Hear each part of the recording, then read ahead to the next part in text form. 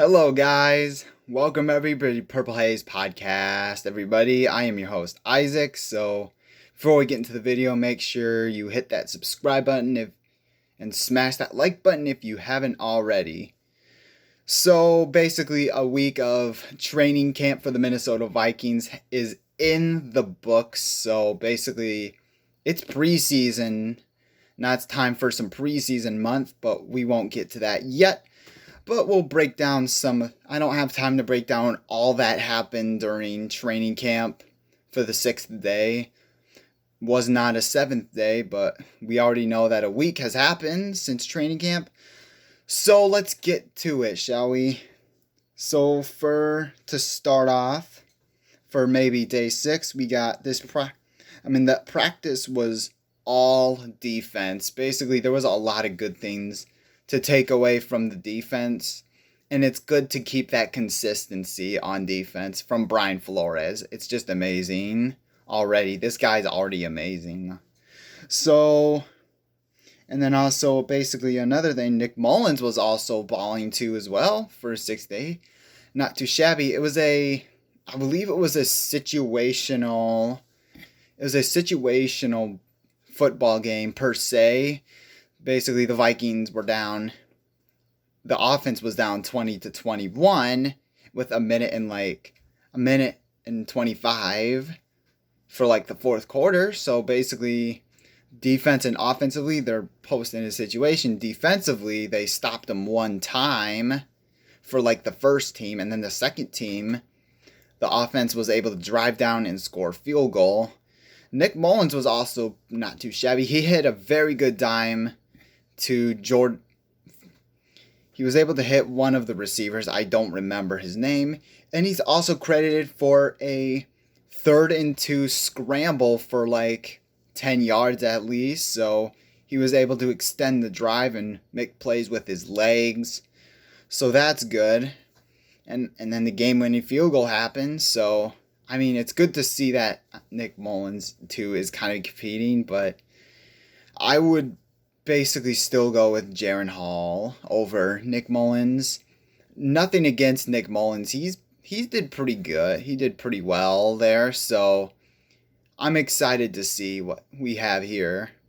All right. And then also there was also a scary ankle injury from Tristan Jackson, who injured his right knee at the end of a deep pass play, which left everybody silent, which was apparently scary. So that's not a good thing. Tristan Jackson has been doing outstanding, so I just hate to see players. But other than that, some good news maybe might have happened. Tristan Jackson probably be better soon from his ankle injury. Probably get back there on the field, maybe preseason. It's still concerning nonetheless.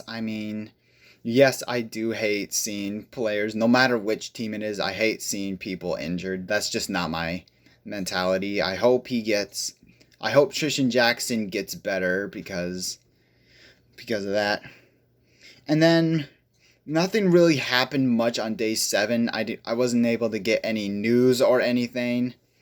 But I am going to talk about my biggest takeaway, and I'm going to talk about it for a while. My biggest takeaway is from all of these practices and training camps that we had from this week was both sides of the ball are being consistent. And you know what? This absolutely is great to see, just both sides, because it was sometimes the other way around. It was the offense. We had great weapons, out of Justin Jefferson, Jordan Addison, KJ Osborne, Alexander Madison, TJ Hawkinson, possibly Kirk Cousins, and you got Ty Chandler, and Josh Oliver. So right now, we still had weapons currently, but the defense, however, on the other side was just, it was trash. The last 3 seasons, the defense was garbage. They apparently showed They apparently had mercy on whatever the opposing offenses wanted to do to us, and that was unacceptable. I was seeing the same movie, and I'm so glad that the defense has come to fruition. I mean, because, okay, it's one thing to have a bad day, okay, fine, but to be god awful, that's unacceptable. Every single quarterback has looked good on our defense. Like the combination Tom Brady, every wide receiver has looked good. And every running back. It's unacceptable, dude. I mean, for the most part, the offense has absolutely carried this defense over the mistakes that they were made. I didn't expect them to score like 50 points a game. It felt like it. They had to, but of course not all the time, but it felt like they had to. So, I mean, with this offense too as well, I mean, we've got a new one out of Brian Flores. It feels like they're both like challenging each other. Both sides of the ball are challenging each other. Like the offense, for example, challenging them.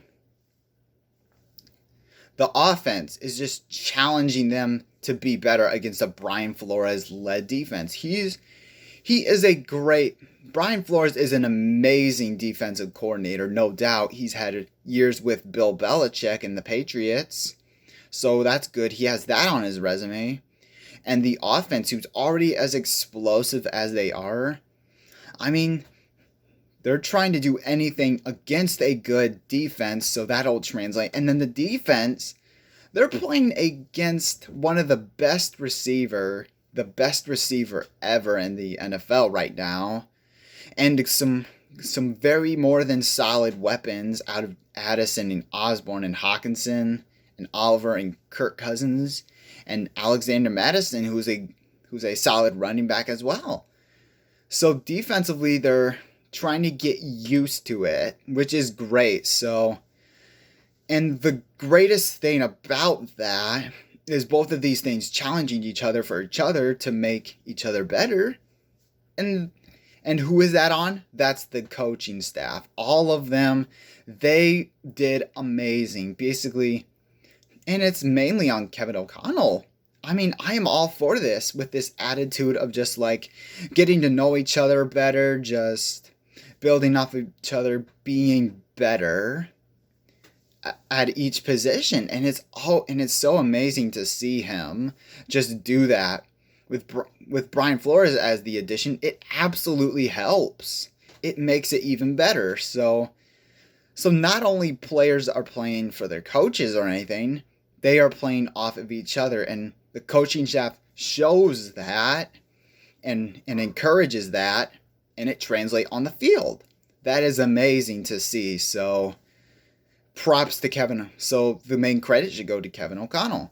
I mean, we have yet to see this season, and this is why I am super excited.